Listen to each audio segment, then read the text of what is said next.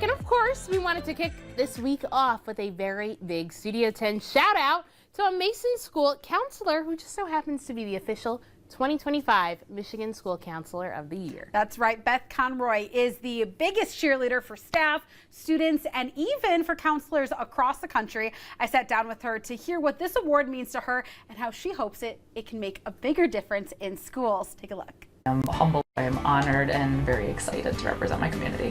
Beth, or Miss Conroy, is key to the Mason Bulldog community. In nearly 4 years, she's been creating a more comprehensive school counseling program that allows more time to offer direct services and support for students. And her fellow coworkers couldn't be more proud. I'm really excited about her vision and bringing it to light, building that comprehensive program, and just her energy. We're just really excited for her and for our whole district. Beth's vision is rooted from her own time in high school when she felt unsure about her career options. When I graduated high school, I was going to go study law, and it didn't take me long. About the first semester of college, I realized this is not it for me.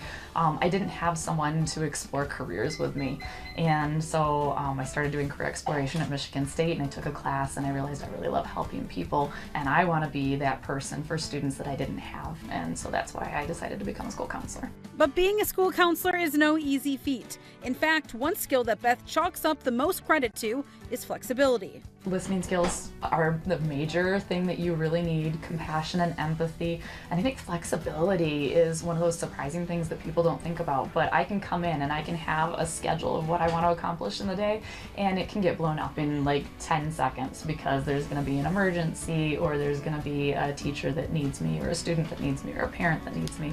And so my plans are always in pencil.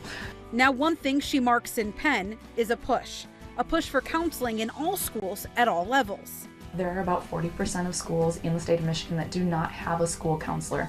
A lot of that is at elementary schools or at our lower socioeconomic schools, and that means that those students don't have access to a school counselor for social emotional needs, for academic needs, for career needs, and they're having to do it on their own. So every student deserves to have a person they can come to every day. Recently, Beth has been able to advocate for this cause on a national level in Washington, D.C. I got to meet with Congress members and members of the House of Representatives to advocate for my profession and just celebrate and network with these amazing state winners from all over the country. While Beth continues to advocate, she also has advice for aspiring counselors. My students show me on a daily basis what it is to have perseverance in the face of barriers, to find joy in a bad situation. It's an amazing field. Be prepared to open your heart, and just it's a crazy wild ride. You never know what you're going to come up against, and I would say be prepared to be an advocate for yourself and your profession and your students, because that is the biggest thing that I do on a daily basis. Advocating for my students, advocating for my position here and at a state and district level.